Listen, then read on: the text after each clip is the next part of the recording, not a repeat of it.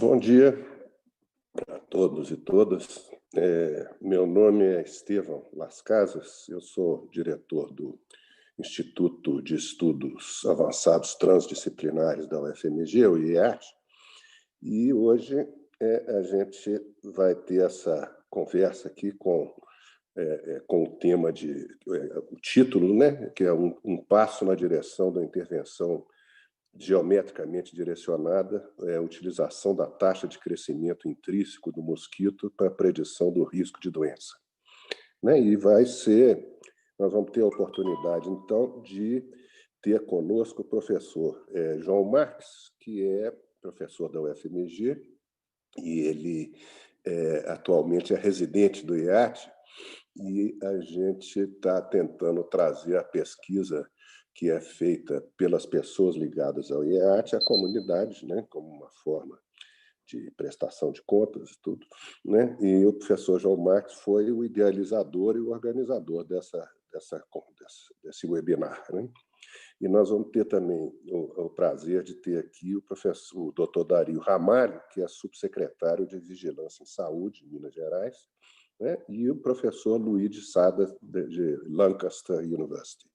I would like to welcome Professor Luigi Sada, and we are going to have the meeting in English so that everybody can participate in the discussions. And I invite Professor John to start the event. So thank you very much, Stephen. It's really a great pleasure to chair this event. I really have to thank both Luigi, professor at Lancaster University, and Dario Ramalho, our Undersecretary of Health for the state of Minas Gerais. We are bringing together scientists and public officials so that we can have more of public policy decided based on science, which is something very important for us, considering the health emergencies we are living these days.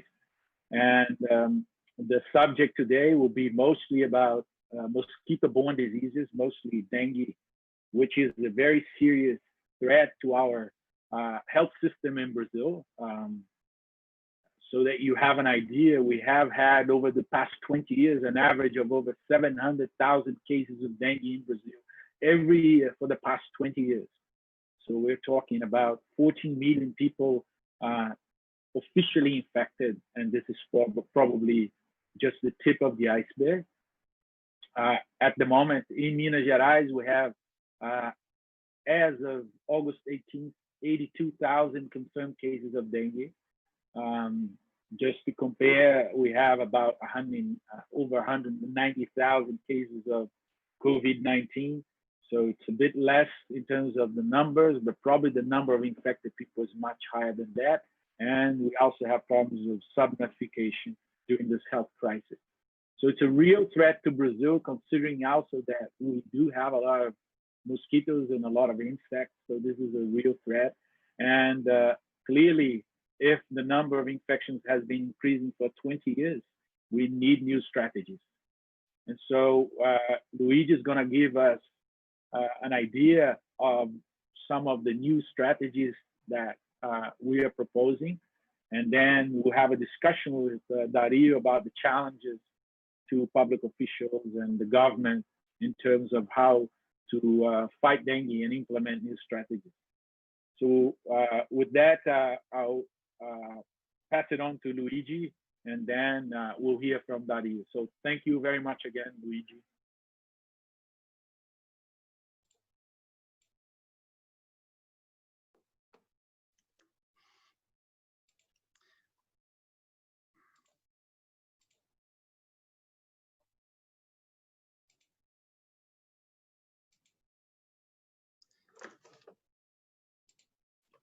Okay, can you hear me? Yeah, we can hear you. Okay, fantastic. Thank you so much, Joao and Professor Estevam. This is a real pleasure to to present our last work, which was in joint between Lancaster University and the University Federal de Minas Gerais. In this collaboration now is 4 years. We are trying to tackle one big problem for vector-borne diseases, which is optimal intervention. Optimal intervention is something that both considers space and time. And this is all about trying to develop a dynamic index against mosquito-borne diseases. So today there is a lot to talk about, but I will try to be brief and stay in about 30 minutes of this presentation, where I will talk what we have done, but also what is around. So what other people is doing. So this presentation actually is an up-to-date of what we know about the use of vector index for dengue risk, especially dengue risk mapping. So I'm almost solely interested in produce risk maps, because risk maps are the best tool for intervention. So let's start quickly on this with some of the most recent work published. One is the one on the left is just showing that vector density, so mosquito density, is according to the authors, the increase in the vector density is coincide with an increase, actually is precede an increase in risk, in incidence. As you can see from this graph, this relationship, yes, seems to be true, but is very limited amount of time. And actually, if you look properly this graph, you start to have more questions than answers, probably. The second recent paper, which was just published this year by a Chinese group, is shown on the right. And they are predicting, they are forecasting dengue based on mosquito density and climate. This is a quite interesting paper published in PNAS. But as you can see, the authors, they use only some of the data they have. So these in the gray areas. So they don't use the white peaks, for example, which is something a bit strange because you want to use some index where the human choice actually is less important. So it's very difficult for us to say which peaks to take in order to predict. So this is an exercise that can be done on your desktop, but not during an epidemic, probably. And also, I want you to realize that the forecasting is yes, they are predicting the pattern correctly. However, there is still a big error because, for example, this is in log scale. So if you take Foshan or for example, Shenzhen, they are still having an error of 2, which exponentiate means 7 cases. So the errors here are still large. And this takes me to the very nice paper from Cromwell and the colleagues, which showed that actually cross-sectional vector index, they are not associated with dengue risk in the 6 months after. So these tell us something that probably all the entomologists and epidemiologists knows, that a couple of measurements on vector density or mosquito abundance is not enough to predict risk. In fact, this paper is telling us that longitudinal data, so data collected over time, predict better risk than the one cross-sectional. So very few collection of mosquitoes done before the outbreak. The other interesting information coming from this paper is that categorical variables, categorical index, as it can be, for example, presence absence of mosquito, is a better risk predictor than using continuous data, for example, mosquito abundance, which is very interesting. But the point that Cromwell took is that the analysis shows that most of the indicators are not adequate proxy for dengue exposure. And so the big message of that paper was longitudinal data is key for predicting risk, and this is also what most of the epidemiology, so public health managers, also advise. They advise to collect data for long time, at least taking the period of mosquito activity. So, which means, in other words, taking account also the seasonality of the mosquito. So there are several models you can apply if you're interested in predicting densities of mosquito and their dynamics. There are different models you can, let's say, buy on the web or that have been created. One which will be available also on R is the insect life cycle modeling, which is quite interesting because it allows you to produce maps. Probably the people working on Aedes, the vector of dengue, probably they know about the two probably most common mosquito life models, which are the Scatterbuster and Aedes BA.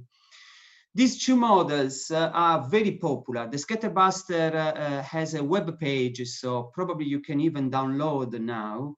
Aedes BA, you need to follow the equation in the paper. Doesn't have an algorithm available online. So there is these two models which are the most popular for people studying Aedes. They differ because the Scatterbuster has a very small scale. So it considers the unit of analysis is the container, while Aedes BA, they consider the block, a big block like a city.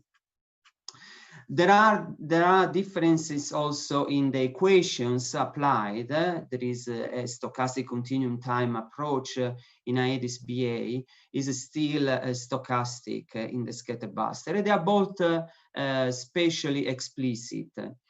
Another difference between the two is that the Scatterbuster has been designed for genetically, for release of male mosquitoes modified. So there is a big focus on trajectories and life of male mosquitoes, while Aedes BA is more general, so it's not specifically focused on male mosquitoes. But they have been compared by Legros and others, and they found that these two methods they produce substantial different results due to the different assumption for which they are based on. There are other models. This work is the one produced by the University of Arizona by Jocelyn Lega and Eddie Brown. They first produced an epidemiological model that is the one on the left, which is a very simple equation able to describe the outbreak of chikungunya. On the right, you can see the predicted and observed mosquito densities, which make the model very interesting. They're using a different approach, which is an agent-based modeling. But what is common with all these modeling, so the Scatterbuster, Aedes BA, all the models produced by Solari and colleagues, is that they require a lot of assumptions, and also they require prior parameterization, which means some knowledge about the mortality or the larval density dependence, the life length, parameters that maybe they are available on laboratory, but often we don't know. They have a big uncertainties in the field, because the field life of a mosquito is much different than the one in the laboratory. So in order to present the model we develop here, I need to restart, because the things I've shown you before are essentially biological models and or mathematical biological models. But what we are applying here are more statistical framework. And also I want to show you the effect of density dependence or density independent mortality in mosquito population. So I'm going to be a bit technical, but I try to keep it simple as much as possible. So a population can be described by simply the population at time 1, and the population at time 1 is equal to the population at time 0 plus some noise, which at the end give you a kind of graph. So if you plot the population and the population at the time t+1 on the y-axis, you can have this sort of population change. We can add a trend which makes the growth of the population more clear, which still with a bit of noise, but more clear. I must say these two population models are rare, and it's very difficult. I have never seen in the field. The one that is more common, the more common one is the one with the density dependence. So which means that the population grow, but there are internal factors that keep the population at a defined range in population size. And you can see is these very wiggly population dynamics on your right. And the density dependence parameter is this beta. Density dependence density dependence factors are can be due to parasitism or not fit well when there is a very large populations. So it's all the intrinsic factors of a population. However, I must say that for Aedes species, there is a big agreement. There is a general agreement that the density dependence is present in the aquatic stage. However, the adult, there is a debate about that. We believe that there is a density dependence in the adult as well. But again, is still something that is understudied. So you will find scientists agreeing or disagreeing on the presence of density dependence in adults of Aedes mosquitoes. For other vectors is present. For example, if you take tsetse flies, for example, density dependence has been proved. But density dependence is something so important that is recognized as a key factor when making any dynamic model. For example, here the authors suggested the use of density dependence for species distribution under environmental change. Even if the correct approach is taking any environmental factors affecting the density independent mortality and only the intrinsic factor affecting the density dependence mortality.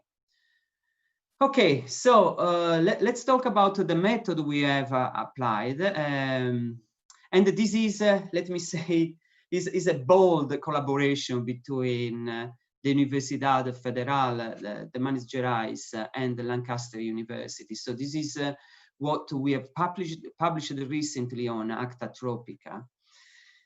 Again, it's very technical, but I try to be simple. So we have a population. So these the points inside this area can be your densities. So the log count of your trap catches, and you can we use this in our approach. We use what is known as Moran curve. Is a population approach that doesn't require any assumption about the fertility of the vector or the daily mortality rate or the lifespan. So it's all calculated by field data. And there are several parameters here. This lambda 0 is when is the unlimited growth. So if a population doesn't have any internal or external factor affecting them, the population will grow linearly, a bit as we saw in the population 2 in my previous slide. However, at some point, this population reach a size which intrinsic factors start to be important in regulating the size. And so you have a kind of you have this kind of green line, which is a sharp change. In reality, is not a sharp change, but as you can see here, the population reduces, so it doesn't grow linearly anymore. So you have a parameter where this density dependence mortality start, and the intensity, which is this angle here. Which larger is this angle, you have an undercompensating population, as smaller is overcompensating population. So the density dependence is just regulating our population. Now I don't want to be too technical, but the approach we propose is a framework with a different stage, where first we measure the unlimited growth, so the intercept essentially with the in this graph. Then we measure the density independent mortality, which is just the difference between your log value and the theoretical growth. And then we estimate the parameter for the density dependence mortality, and then we measure the density dependent mortality. And finally, we have a very simple equation calculating the estimation of intrinsic growth rate. So on the left, you saw a theoretical case. How it looks like in reality? Like this. So these are real log densities of the Aedes collected in our analysis. This is the unlimited growth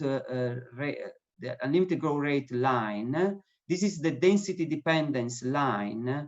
And as you can see, the population is not growing linearly, but has all those fluctuation characteristic of a density dependence effect, or at least a strong seasonality.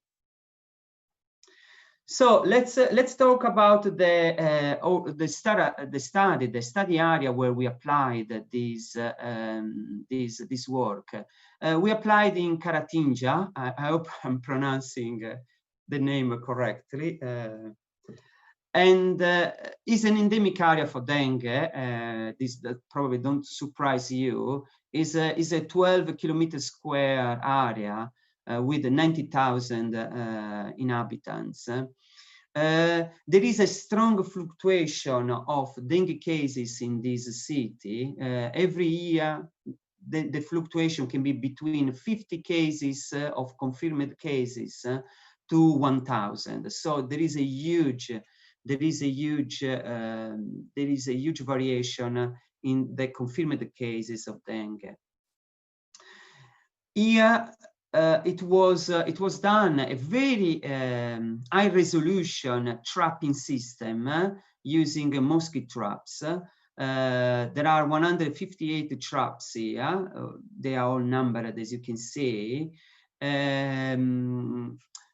If you need probably more details about the surveillance applied in Caratinga, then probably you need to ask to Joao, because I was on the statistical side. What was interesting here was that 34% of these traps never collected a mosquito. The area is very small, and we think that there is a kind of meta population of mosquitoes down there. However, there are areas where we never collected mosquitoes. You can see with the green points here, which are sometimes really mixed with the ones where with the traps collected. So bear in mind that some of the non-collection can be also due to the user, to the person involved in collecting the mosquitoes from the trap. So, but there are this very big heterogeneity that then translated in a model and mapping heterogeneity. So we applied our model of the intrinsic growth rate, and we obtained this map, which is a 12 months intrinsic growth rate map. What is really clear, there is a lot of variation there from 0s to 3. The higher is the intrinsic growth rate, means that the population is increasing. Okay, so the intrinsic growth rate is an index that doesn't tell you there are a lot of mosquitoes or there are low. It tells you about the changes in the abundance of mosquitoes. So larger is this number, there is an explosion of mosquitoes in the area, okay? And what is really important here and apparent from this map is that there is a lot of spatial heterogeneity, so area with high and low values, but also the spatial scale is very small, because where is very large doesn't go everywhere, so it's very localized in space. Also, we found that the intrinsic growth rate is associated with increase in temperature and increase in relative humidity. We compared, so we want to see if this new index is superior compared to density, to mosquito abundance. Again, I'm not going in details on this, but I'm happy to reply to any question you have. But what we have shown here is that this was a Bayesian model, so quite a complicated model. So if we take in account all the parameterization, all the distribution, etc., actually the best model was the one with intrinsic growth rate. And the mosquito abundance doesn't perform better than the null model, which is quite concerning. But the take from this table is that the model trying to fit the number of dengue cases with intrinsic growth rate of the mosquitoes is the best model we found. according to different statistics.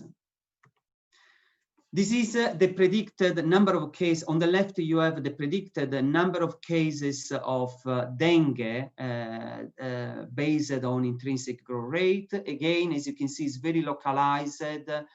This is also due to the very small number of dengue cases we had that year of analysis.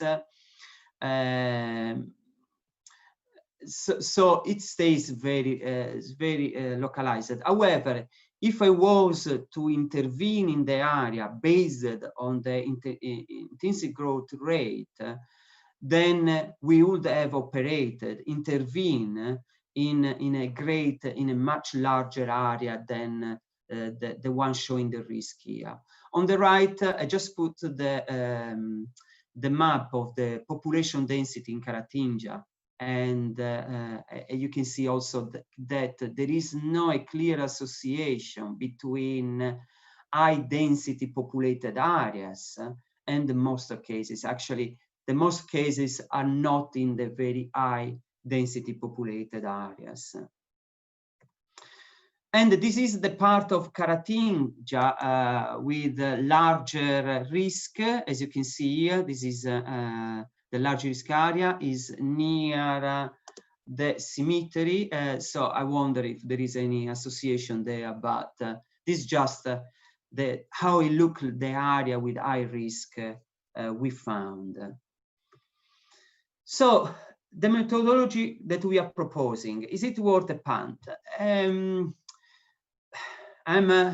Probably I need to say yes, because otherwise I don't get the money for my job. But I need to be honest and say this was a small study analysis with only 1 year collection. So we need more.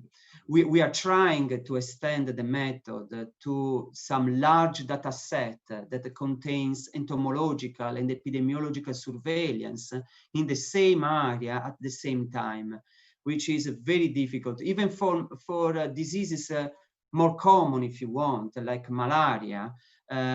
This kind of data set is very difficult to find. I've looked for different data sets in Africa, and at the moment I'm still trying to find one which is suitable for the use of this algorithm. Not all the factors are considered. Human mobility, for example, there was a paper that was kindly forwarded to us by Roberto Souza et al.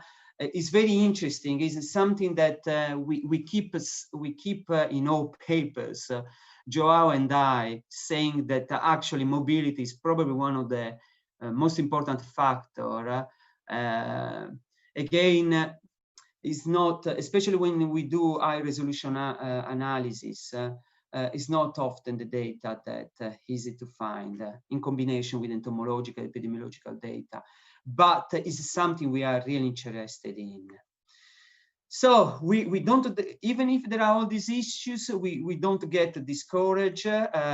This was one of the first results, or the unique, this was the first time the intrinsic growth rate was shown with the predictive power in dengue risk. There are other interesting things that we found in our paper, that our approach found density dependence less strong than other approach. If you apply the Chavez approach, that probably is the most popular one, it will give you a value of density dependence that should crush the mosquito population, but this cannot be the case because the mosquitoes are always there. And the other main advantage is that this is a kind of black box, however, with light, because each stage take in account a population parameter which is estimated by the data, and you don't need to provide any prior information. So you don't need to know them, which is a big advantage. So what we learn here, the same things I have said just now. Also that the dengue cases were concentrated where the IGR, the intrinsic growth rate is higher than the surrounding.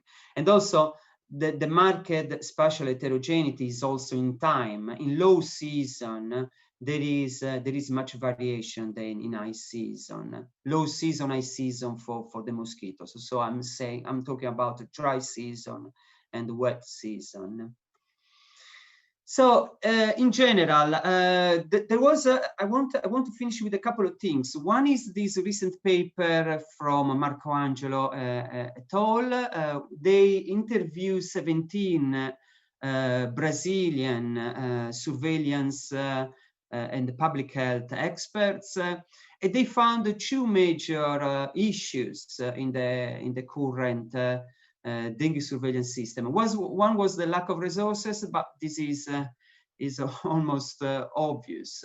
But the other one is, which actually will not cost much, is the integration in tools, but also integration of people. So models that talk with the public health managers, with entomologists, with epidemiologists, where each of us will learn and try to talk the same language of the others. So it's not the modeler, the best person there.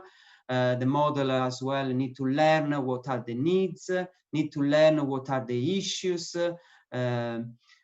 and also how people work in public health. So there is a lot of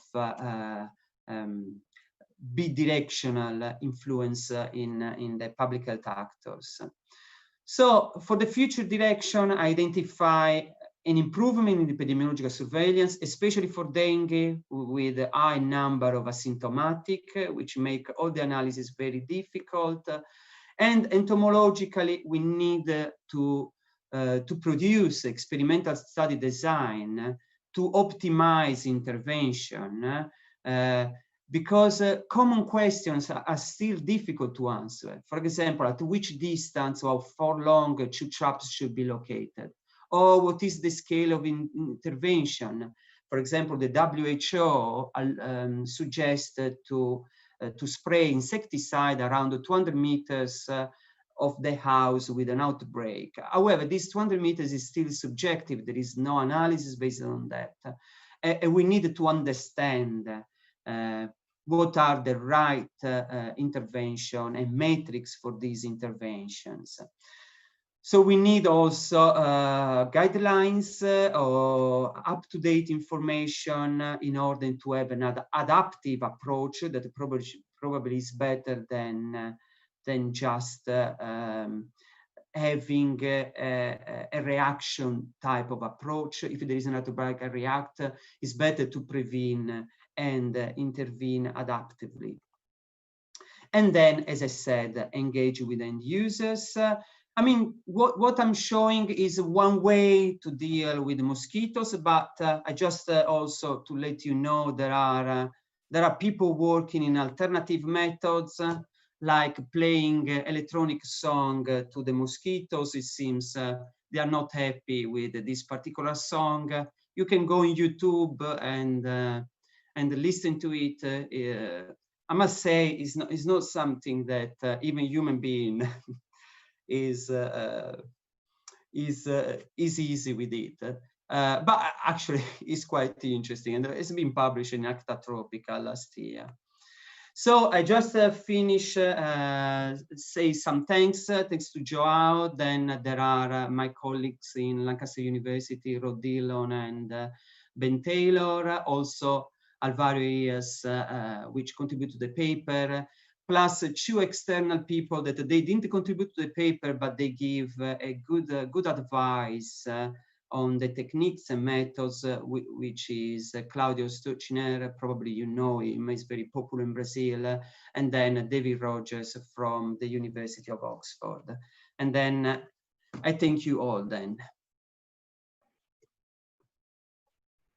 Thank you very much, Luigi. That was a very intense, a lot of information. I think we'll have a lot of subject to cover in the discussion. And before we move on to the discussion, I would like to invite Dario to talk a little bit about the current state of dengue in the state and his point of view on lots of things you commented as a public official. So please, Dario, we're all yours.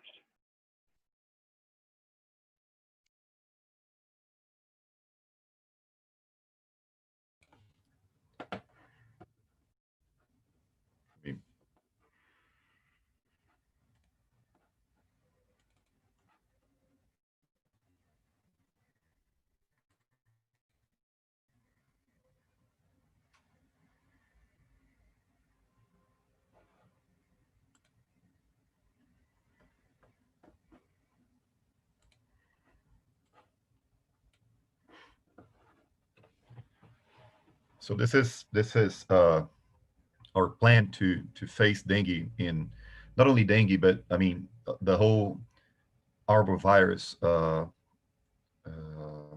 compendium that we're having here in Brazil, and especially in Minas Gerais for the past several years since the Aedes came back.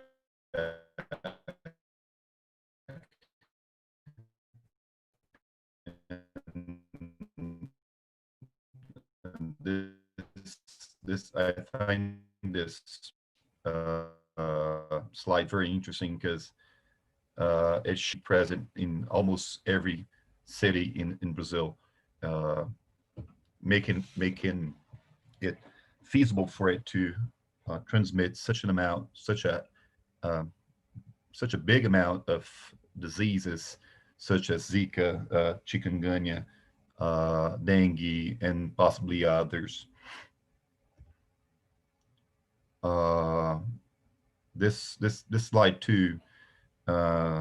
This is a surveillance about the resistance of Aedes to our insecticides, or currently used insecticides, and it shows also very clearly that Aedes is already resistant to most insecticides that we have, and that probably the technology that we have, the technology that, not probably, I mean, this is very clear to me that we have the policies that we're using in Brazil as the public health policies to face Aedes are absolutely obsolete.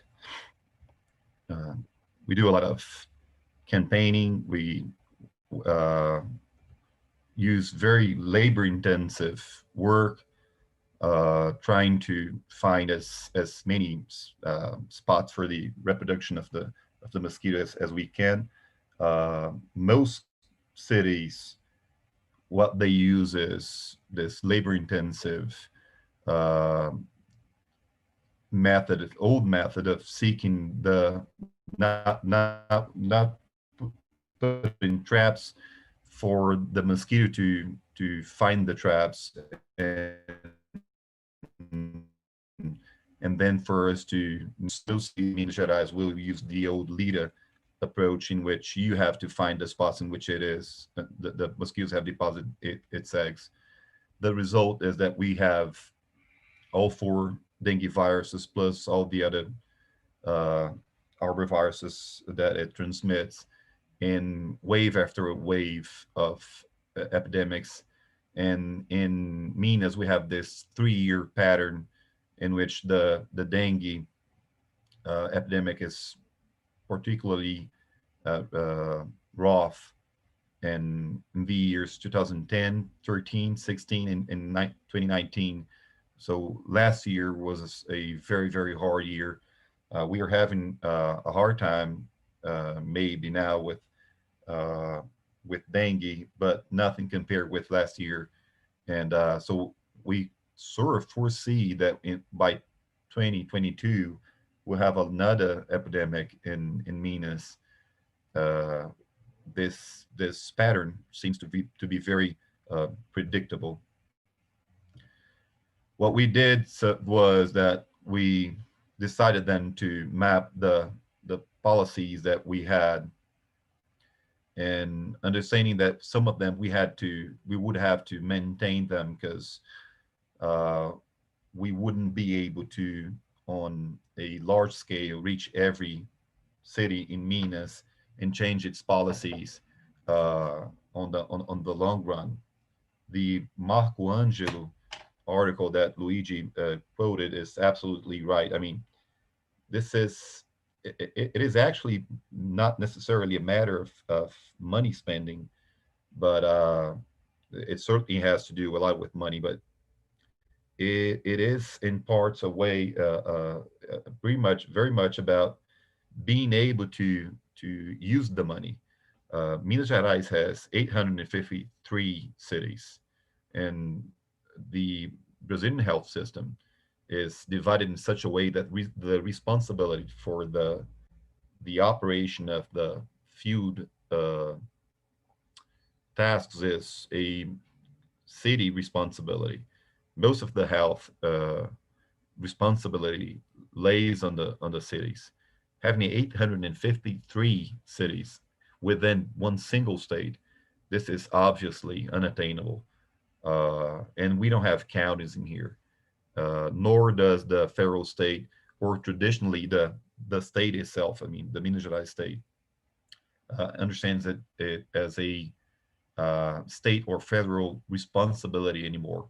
All the traditional structures that we had from the past, the men that the Rockefeller Foundation trained in the 50s and 60s, those folk are retiring and take with them all the knowledge that they have, and they're theoretically being superseded by local endemic agentes de endemia, local agents who were supposed to carry on with this task, but on this very fragmented approach. I'm telling this story to very much say that in the past 30 years, we modeled our health system sort of like the Cuban or maybe the English health system, in which you have this shift, which is absolutely correct, towards primary care. But somewhere in there, especially with, I mean, one of the big differences between the Cuban or the English health system, the British health systems, is that this is a city-based health system in Brazil. So if you live within a city that has resources, you will have access to those resources. If you don't, if you live in a nearby city which does not have those resources, you will not have access to those resources. You have to fake an address in the neighborhood, in the neighboring city, in order to have access to the resources. This is not a genuinely unique health system. It's more akin to a feudal health system. And this is portrayed in our policies. So the old federal team, the FUNASA SUCAN, was not substituted with a wide-ranging team that could carry on its task. It's being superseded theoretically by these agentes de endemia on this city-based structure. What we did was to then, understanding that we had to carry on those old style policies, try to at least modernize those structures, not only for the mosquito phase of the epidemic. In other words, having ag traps and a software able to map them, or more sophisticated approaches that could be widely used and in every city in Minas. So we're trying to develop a way to create this mosquito facing approach on a state level, so that every city is able to do it. Because what we've seen here is Belo Horizonte, which is the capital of the state, has very thinking and very modern tools, but the countryside, small towns do not. It is important also to say that even though Belo Horizonte has all those very modern tools, it has been unable to blunt the epidemic curve of dengue in the last year. And it has ag traps, it has softwares to monitor them, it has all sort of modern monitoring devices, and it is still unable to face and blunt the epidemic curve. The other red spots in there are meant to show structures from the medical care, more appropriately, more medical care itself. I mean, dengue does not kill on a very high rate. What it apparently does is it undermines the health structure. It completely overflow the primary care, and then it makes an overflow over the urgency care, and it impairs the ability of the health system to respond much more than it kills. So on doing that, it might cause a lot of deaths, maybe due to dengue, or maybe to other causes of other diseases that were not properly treated in time due to the inability of the health system to respond. So this is all the machinery that we and policies that we are trying to put up to face the next dengue epidemic when it comes in 2022. We also tried to, on the blue spots there, try to devise techniques, water-shedding techniques, technologies to incorporate water-shedding technology that would be able to face the epidemic on the long run in such a way that we do not have to be facing it every 3 years or every year forever. Because what we're saying is that, I mean, if we know that the technology that we have are obsolete, let's put the bulk of our effort in trying to devise new technologies. So Volbáquia will be implemented in 23 cities, hopefully in the next 2 years. We're forever waiting for an effective dengue vaccine, and maybe thinking of combining those efforts. Maybe if one of those approaches is not effective enough, maybe the sum of them will be able to create a herd immunity, either on the mosquito or the humans, or a herd combining immunity, a One Health combating immunity, to able to hinder the spread of the virus in between mosquitoes and humans. Of course, we have to foster all the traditional vector seeking approaches, as well as serum, not serum, I mean, all the needles on the high, I mean, strategic, I forgot the word now, but anyway, stockpile, that's the word.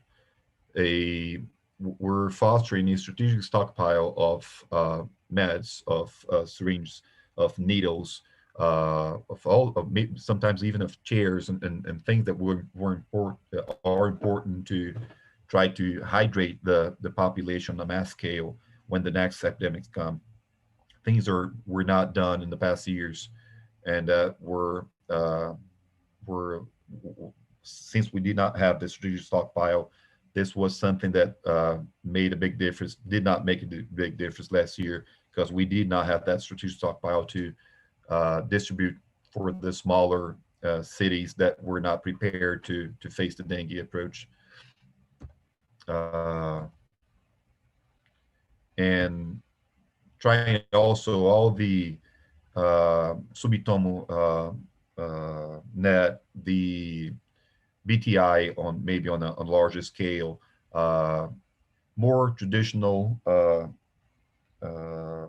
tools that have not been used in the past years, trying to implement them maybe in schools, for instance, and on the other hand, trying to foster all this, maybe a financing of research for biological vector approaches, and not only the Wolbachia factory that we're building, but maybe gene drive.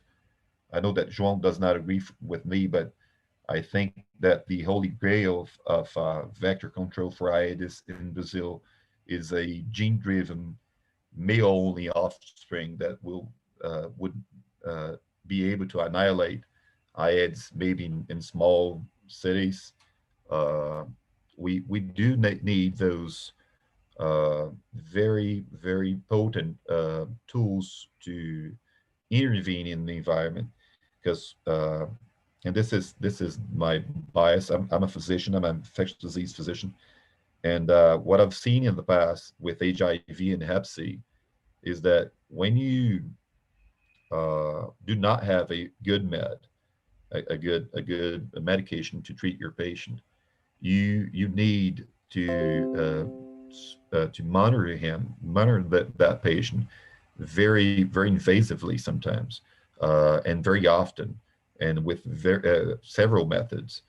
For instance, Hep C, just if you have an idea, when we treated Hep C with interferon, the med was so damaging to the patient that we would only give it to him if we knew that the Hep C virus was actually damaging the patient's liver. And in order to appraise that, we would stick a needle in that patient's liver. I mean, this is a life-threatening procedure. Not very often life-threatening, but I mean, this is you're needling a solid organ, not to find out what disease that patient has, but just to see how much damage that disease has caused to that patient. This, I mean, this is just for you to have an idea, for you guys to have an idea of how invasive monitoring has to be when you do not have a good treatment. Nowadays, we only do PCR, and with the more potent and recent treatments, not only we do not do liver biopsies, but there are a bunch of physicians talking about not even doing PCR to see if your treatment was effective. Maybe just treat your patient, and with nearly 100% of effectiveness of the Hep C treatment, we were pretty much considering not to see if it worked. I mean, just knowing that you gave the patient the medicine, it is enough to know that it worked. Maybe on the after the treatment, but definitely not during the treatment anymore. HIV, we used to do PCRs every 3 months. Now we do it every year, and we think this is enough for knowing that the patient is good in his meds and that everything is going all right. So if this is my bias. When I think about this whole vector approach, if I have a very potent gene drive or Wolbachia or a very potent method, maybe I do not have to have such a intensive, labor-intensive method of monitoring the virus. The Wolbachia factory will be built in the next 2 years, maybe, not maybe. We're negotiating with Vale. This is due to the rupture of the dam in the city of Brumadinho. A big mining dam broke there, and it delivered an incountable amount of mud into the river, therefore changing the surrounding environment. So the state of Minas Gerais sued the Vale, a mining company, in order for it to build a factory, which is probably going to be, when it's done, it is likely one of the largest, maybe, and very likely, very probably the largest Volbachia factory in the world when it's ready. And the idea is for, in the next 5 years, to spread Volbachia in those cities surrounding the Paraopeba River, and then keep on going to the rest of the state and Brazil.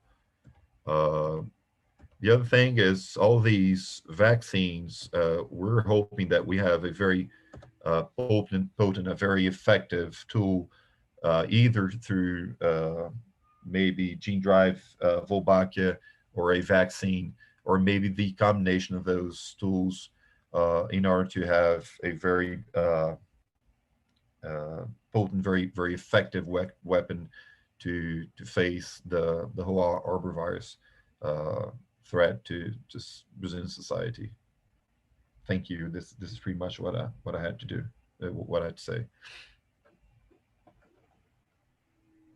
Thank you very much, Dario. I think that was a very good description of, how the government has seen the problem over the past years and your ideas for the future.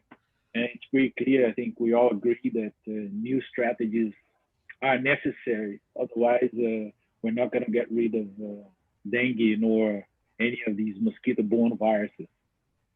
And with that, I think we need to start our discussion. I would invite Luigi to join us. I can start maybe asking Dario to comment how he sees the common disconnect we see between public officials and government policy and scientific observations, especially not only in Brazil. I would say the world is seeing this maybe anti-science movement, but in Brazil, it's pretty clear that we lack a more direct connection of science with the government. So Dario, can you give us your perspective on this? How hard is it to bring real scientific knowledge into the government? The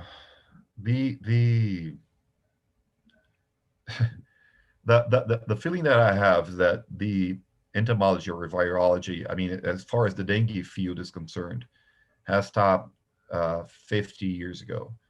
I mean, we had a very effective approach with DDT, and that worked. I mean, and at that time, public policy makers adopted DDT, trained on a military basis this army of men who went house by house spreading DDT, and it effectively almost got rid of malaria, got rid of dengue, Aedes, and several other viruses. And it's the absence of DDT, or it is pretty much the absence of this potent tool that has changed the landscape so much, I think. Of course, there's, I mean, Brazil has suffered a massive urbanization process in the past 50, 40 years. We have humongous cities with slums and a lot of people with very poor conditions, and that all is fostering the disease spread and stuff. So, but pretty much we have this very odd scenario in which the technology for facing the arboviruses, for facing the vectors, stopped decades ago. And I think it is time for the public policy makers to incorporate new technologies, which it isn't easy. I mean, it is the I mean, it has very little to do with the whole scientific debate, but the public tools for acquiring new technologies are very inappropriate, I'd say. I mean, I spent 3 months trying to buy COVID tests amidst the whole COVID crisis. And even though I was very fast on buying COVID masks and COVID, masks for on a massive scale, and gloves on a massive scale for healthcare workers to be able to see COVID patients, we were able to buy those in 30 days. And then I spent another 30 days explaining to several control organs, I'm not sure the word is that, but several control agencies, why did I buy gloves and masks for COVID? It is everything very Kafka-like, bureaucratic here. So, this has to do with it, I guess. It's very true. I think one of the things that's associated with science, which sometimes is hard to translate to government, is the fact that science is about trial and error. And sometimes you try and it doesn't work. And this, for the government, can be seen as a waste, right? And of course, you will be blamed by all the control agencies that you wasted public money. But people don't Absolutely. see that when you get it right, you might be saving more money than all the money wasted in history with science, right? Once you get Exactly. it right, one vaccine that works can pay for all the ones that were tried and never worked. So it's incredible. It's really hard sometimes to see it on a day by day, but I think in the long run, of course, following science is always in the advantage of the people. I would remind people that are participating through the YouTube channel that they can post questions that will be answered here by Luigi and Dario. Luigi, would you like to comment on the subject?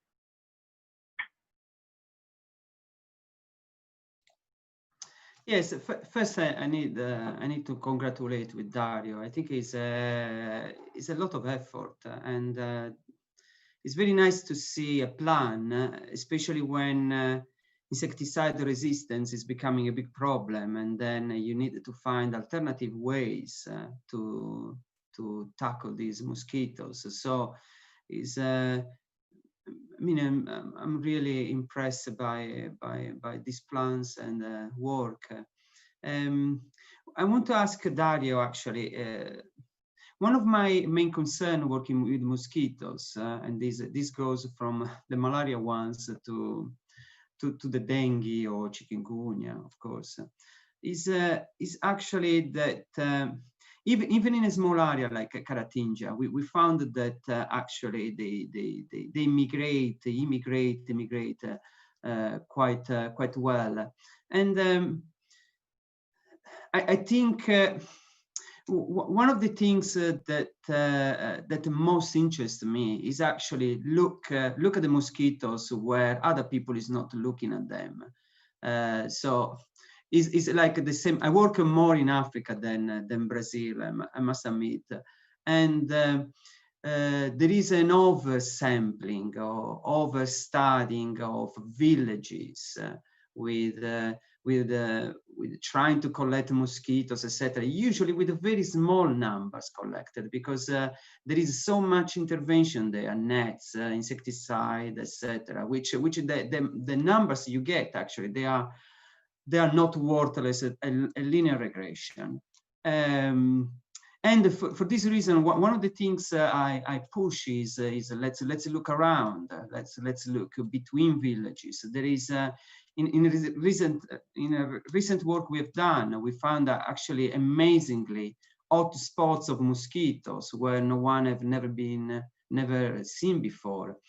So I'm interested in this scale problem, Dario, and I don't know if when design all this plan for managed GRAs, what are the talks to the neighboring states?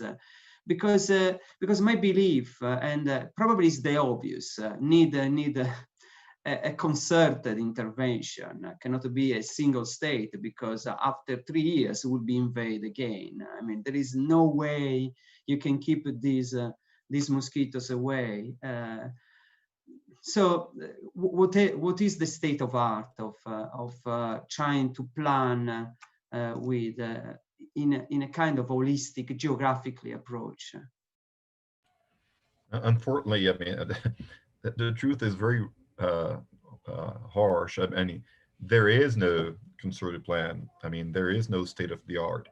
I mean, the first thing that I think it would be necessary would be at least a single software, nationwide software, in which we all communed with the same language,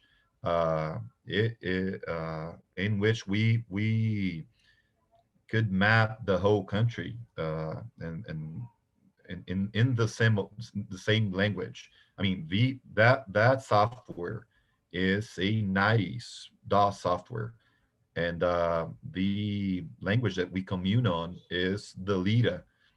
I don't know if you're familiar with the technique. Is that thing? I mean, the field agents go in the houses and try to find the Aedes natural breeding grounds. I mean, this is unthinkable. I mean, at least we ought to define which kind of trap we're going to use. Is it an adult trap? Is it an egg trap? And have a single software which we all can use. I've tried buying a software last year. It isn't easy. I mean, maybe I'm looking in the wrong place. Maybe this is something that we ought to foster on the universities, and then bring it on to the with a open source code onto the public sector, which is what Rodrigo Said did when he was back in Brasilia, when he is developing a software, and we're all kind of waiting on that one, a big vector control software in order to modernize the old LIDA approach. This is pretty much what we're waiting to do, this concerted effort. Some cities and some states do have their own enterprises, or maybe private driven enterprises in which you buy and use their approach. But to be very honest, Luigi, I mean, Belo Horizonte, the state capital of Minas Gerais, is the foremost vector control, has the foremost vector control technology in Brazil, by all means. I mean, Fabiano, which is the county secretary for surveillance, was the national surveillance secretary for several years. He's a very experienced, very serious man. And he had a very, very, very hard epidemic last year. So, I mean, the state of the art with the current surveillance, state of the art methods are not enough. We need stronger weapons, vector facing weapons. Even if Wolbachia doesn't work, maybe it will lessen the amount of people, the amount of spots that I have to monitor. I need something that will lower the bulk of cases in order for the surveillance tools to work. I think this is what you said is the good example, Dario, that we need all of the above approaches, right? It cannot be a single approach. There is no magic bullet that is going to solve our problems. We really need to know how to monitor better, which is what Luigi and I have been focused on this side. Really to know what to monitor, right? Really, as you said, that for the case of Belo Horizonte, I think I can extend the example to Singapore. So Singapore has probably the best vector control measures in the world. They have reduced infestation by 50-fold over the last 50 years, and their number of dengue cases has increased 20-fold over the same period. So clearly, vector control measures alone are not going to do it. So we need, the vaccine. We've bet on vaccines for a long time, and dengue has been a challenge. Like clearly, dengue is one of those cases like TB, malaria, HIV, where we're not going to have an excellent vaccine. If we have something that's reasonably good, I think we need to use it, but it cannot be alone. A vaccine that's not excellent to be used alone is not going to hold it. And regarding what Luigi said in terms of a unified program, right? You control dengue in Minas, and then we're next to São Paulo, which is also a hotspot for dengue. So, in 2-3 years, we can have new mosquitoes coming in unless we work on population modification, right? So that's, I think, the idea with Wolbachia is that you create a modified population that will not allow new migration of mosquitoes that can transmit, or with gene drive, with genetic modification of the local population. This will prevent recolonization for by wild type mosquitoes that could bring new transmission cycles. So I think that's why population modification, I think, is the best strategy from my perspective, because it creates a barrier that prevents new mosquitoes from coming in, right? When you eradicate a mosquito, nothing prevents that mosquito influx. Will replenish the population, or even another mosquito vector will substitute the original one, right? So if you get rid of Aedes aegypti in the whole world, which would be an incredible effort, I would say, but if it does happen, then you still have albopictus. And after that, you might have Japonicus or Corenicus, You never know the next Aedes mosquito that will come. So it's really a big challenge.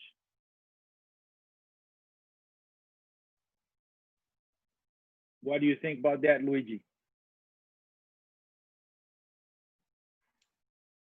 No, I think, yes, no, I fully agree. And yes, this probably, is something that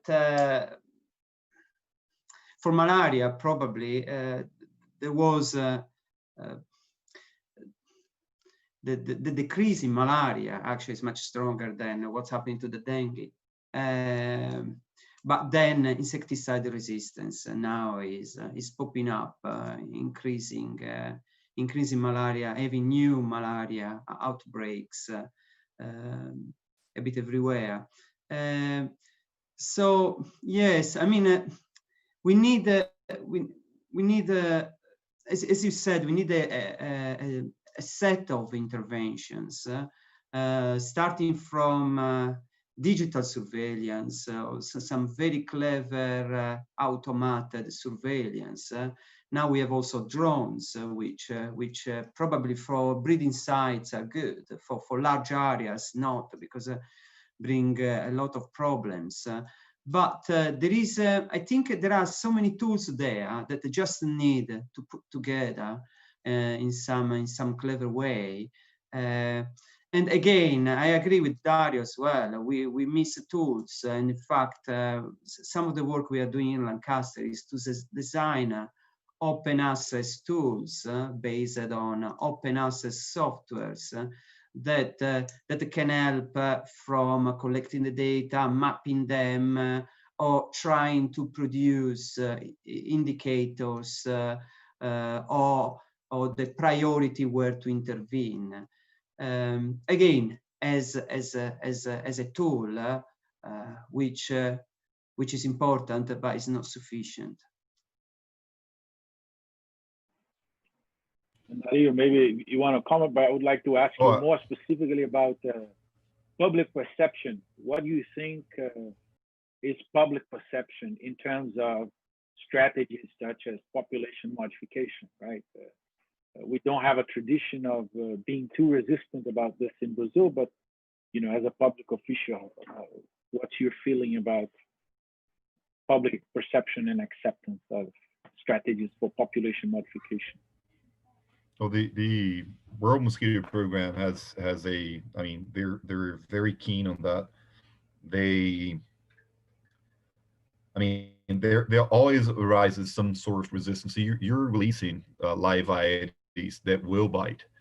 So this is always bound to be a bit controversial, but World Mosquito Program has done it in Rio very successfully. I mean, they're being very effective on doing that mass communication in order to explain to people that this is I mean, this is good. Something good will come out of releasing those mosquitoes. But yes, I mean, this is something that you have to be very careful about.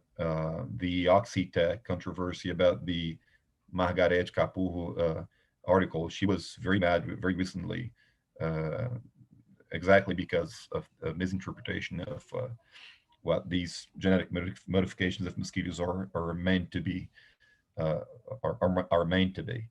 I'd like to be a bit controversial here.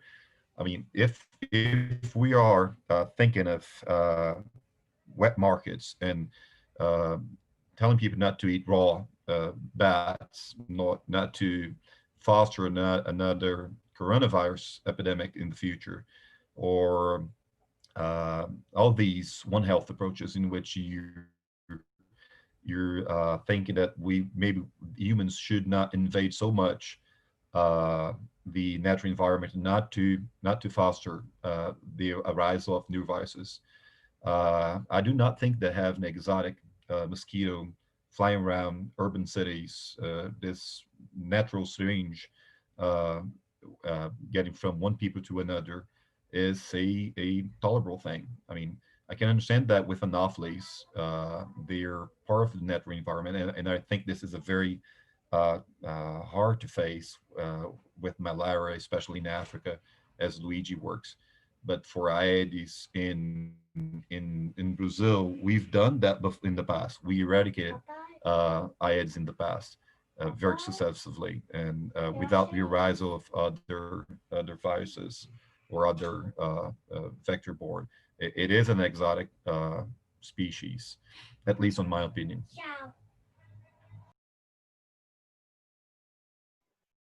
Yeah, I think that's a good point. Of course, Aedes aegypti and albopictus are not natural species in most parts of the world, right? Aedes aegypti is natural from Africa, and albopictus is natural from Southeast Asia, where they are naturally sylvatic mosquitoes, not urban mosquitoes. But my point in terms of eradicating them worldwide, which would still require big effort, is that with all the globalization we have, if you don't eradicate 100% of them, they will come back, like it happened in South America, right? In fact, it's documented that we successfully eradicated Aedes aegypti in Brazil twice, and it was reintroduced twice. And I mean, this is in an age where Aedes albopictus was not around. And my fear is that the only reason that we have aegypti that's mostly urban and albopictus is peri-urban is because of aegypti, right? If you don't have aegypti, probably we would have a lot of Aedes albopictus that's urban.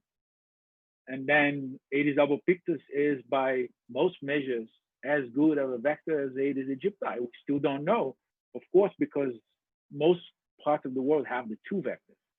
But the idea of eradicating, to me, is dangerous not to bring new viruses. I think it's to bring new mosquitoes that could still be vectors. It's probably, I think, what we would agree is, I think that Aedes aegypti is probably the best vector you can have. When you look at, the permissiveness to viruses, there's nothing like that. Even albopictus, by a lot of measures, is not as good as aegypti. So clearly, aegypti is you could say is the perfect vector. If we get rid of them, no other mosquito will be as good at. So that might be an argument. But if we modify populations, it's first, I think it's more sustainable and safer if it's not a global effort, right? A global effort to eradicate Egypti. I don't think we can do anything globally these days, right? We cannot agree on a single thing, even with our neighbors. Imagine worldwide, right? So I find it very hard that we would be able to eradicate. And I think probably the only way to eradicate Egypti would be a genetic gene drive, as you said. And then public perception will be like, we are playing God, right? We are destroying a species. It's much harder to accept it worldwide than if we modify the population, at least from my perspective. That's, of course, controversial.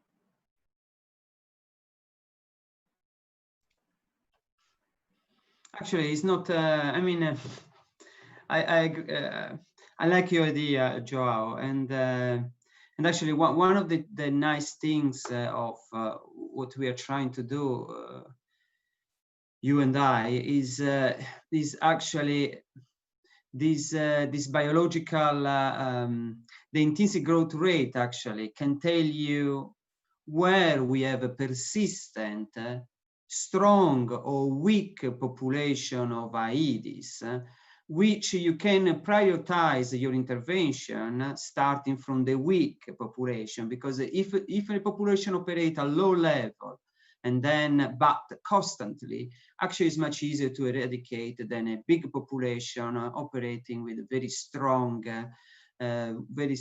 fertility, field fertility, let's say, because biological fertility is different. And that is another thing that can change structure in population in terms of biology of the population. Plus, I know that you mean the genetic of the population, which I think again, as a combination of intervention, can be quite interesting. And of course, this is where I would like Dario's perspective as well, since most vector indices are based on ovitraps or larvae. So how hard, how common do you think it is to measure mosquito infestation by capturing adults, and how hard would be to transition from monitoring eggs and larvae into just monitoring adults? I mean, if you look statewide, and Minas is a proxy for, I mean, you have a little bit of Brazil everywhere because it is a very big state. Very few cities do any sort of modern surveillance. So you would be going from larvae to this new method. If you have a strong idea what this new method is and why we should adopt it, it is a one-step, thing, because no one's doing it apart from the old larvae method. And of course, the transition would take time. So what appeared to us up until now is that egg would be simpler, cheaper, and if you're looking into doing it statewide, it is a big state. You have cities that do not even have physicians. So I'm just mentioning physicians here just so you have an idea, because they won't have anyone that understands the technology. So you have to just tell them what to do most of the time, because they won't grasp the technology by themselves. So this is, if it is to be done on a massive scale, it has to be simple, cheap, and it has to have software. Simple, accessible software. No, I think you're quite right there. I think it's our maybe ultimate goal, right, Luigi, to make it easier, more accessible, cheaper, and efficient. But I think what Luigi last said is one of the most important things is we use the one limited data set that we have to make these observations. And we really need now to reproduce this in an independent set of data. And this is something we've been trying for a long time, right? I've been trying to get funding to do this. This is a very labor-intensive study because we collect mosquitoes over a long period of time, basically every week, and we test every single mosquito for the presence of the virus. And we have to have data of patients from the same area at the same time. So I don't know any data set in the literature that is like our data set. And we were only able to generate it in Caratinga because we had collaboration with the local authorities, and it's a small city, right? It's 90,000 people. Ideally, if we do it in a city like Belo Horizonte with 2.5 million people, imagine the type of data. The data would be a lot more solid, but it would cost 100 times more, right? So we have a limitation in the amount of money we have to test the idea in a large scale that would give us the support to then come up with something more accessible easily. But the data to us was already very surprising how strong the data was, even with our limited data set. Maybe Luigi can complement it, and Dario will comment afterwards. Yes, no, indeed. There was a different, when we did this publication, actually, we tried different things. We published only part of actually all the analysis we've done, but there was strong indicators, actually, how the vector is associated, because it's a longitudinal study, how the vector movements, because we have all the traps, a kind of spatial and temporal surveillance of mosquitoes. So yes, and we probably we will need to do on a bigger area for longer, because we did only for 1 year. That was not. You don't pick up all the changes. Actually, it's well known that mosquitoes, population, not individuals, because the lifespan is quite short, but they are affected by, they can have biannual cycles, biennial cycles, due, of course, to climate, etc. So, and was a bit like one of the pictures you showed, Dario, about the dengue patterns. You said after 3 years, probably we need to expect something. And that number didn't surprise me, because mosquitoes themselves, they have such longer than a year cycles. And also will be something about the susceptibility of the population. So yes, would be very interesting to try to adopt on a bigger scale, and it's something we are trying to do, trying to find a data set which is even not Aedes. As I said, I tried even with Anopheles that probably we have there are data since 1800s, and I didn't find anything at all. No, you're all very welcome. I mean, talking about the question that João asked me before, why is it that the public sector has such a hard time trying to implement science-based approaches in public policy making? I mean, it is, if you think it very honestly, it is a very hard thing to do, because the mindset of those doing working in the policy making, and I'm not a deep profile of that place. I mean, I'm a physician. I was treating HIV patients yesterday, so I'm pretty much there learning how the public machinery works, and that's pretty much what we have to do. I mean, the public policymakers do not have the mindset of the academy, of science, the science-based mindset, nor does the academy is able to understand the whole bureaucratic needs that have to be fulfilled in order for you to implement your policy. So what we need is a marriage. We need people who transpose that barrier and understand the other side. We need a bunch of those people. The current coordinator for the arbovirus, statewide arbovirus, is a former student of João, is a virologist.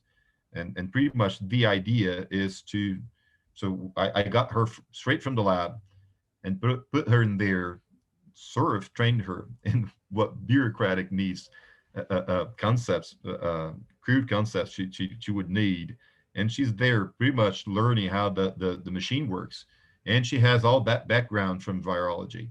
I did the same thing for a colleague, and we created a lab, big lab, statewide lab coordination, in the hope that she will do the same thing, and she's doing it right now with COVID. So that's my approach in trying to narrow that gap between the bureaucratic policy making knowledge and science knowledge, and pretty much getting people from the academy and put them in there. Sometime we'll have to do the opposite, get people from there and put them in to do masters and postdocs and stuff. Yeah, I would say it's definitely very hard to find someone that can communicate in the two environments, right?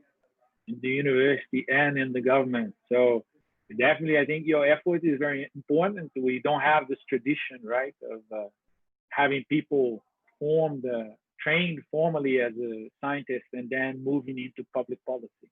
This is something very important that's sometimes ignored in Brazil and large parts of the world. So I think I have to congratulate your effort, and I think I think this is the best explanation for your question. I mean, this is like putting the man to the moon. I mean, each engineer has its field of knowledge. There is a bulk of knowledge to be learned in how to make the machine works, and none of us is keen on that. None of us like that sort of. If we liked, we'd be. We would have gone to law school, but we chose a different path. So it tells a lot about us. So but there is a lot of knowledge that we underestimate usually, and it has. I mean, that gap has to be narrowed.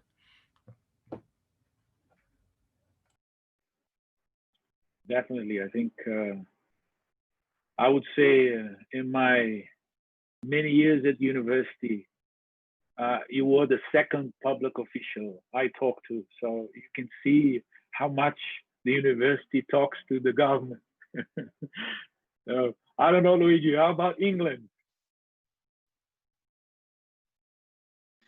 No, actually there is a strong connection. I mean, you can see even for the coronavirus, actually in England is academia driven, but this is when there is a big outbreak. Then there are other things.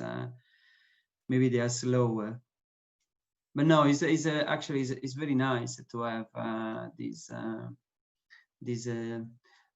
the possibility to talk to the policymakers or the policy actor is. Because you understand also what is their plan in the future, while the academic plan may be different. I mean, even my research agenda can be completely different from what actually the public health or public policy is thinking about. So knowing what is the plan too can change my agenda, because we are here to help and not to do some very strange science. Well, I think our conversation was very productive. It was great to have perspectives from Dario, from the government, Luigi, with the ideas of new implementations and all the discussion. If you'd like to conclude, to say anything, Dario, would you like to give a final word? Thank you. I've talked too much already. Thank you. Thank you very much for the opportunity. Thank you for everyone. Thank you, Luigi. It was a pleasure. Thanks, Dario. Luigi? Would you like yes, to I want to final thank. word? Yeah, no, I just want to thank everyone and even the listener in YouTube, and I hope they something they learn or they make them thinking about something interesting today. Thanks, Dario, again, and Joao, of course. Yes. Thank you all. I think it was a great live that we just had, a webinar. I have to thank all the help from the IT people here at UFMG, and thank Achi and Steven for this hosting this event. I think it was really transdisciplinary, right? A real objective of our institute. And so I give the final word to Steven if he wants to close.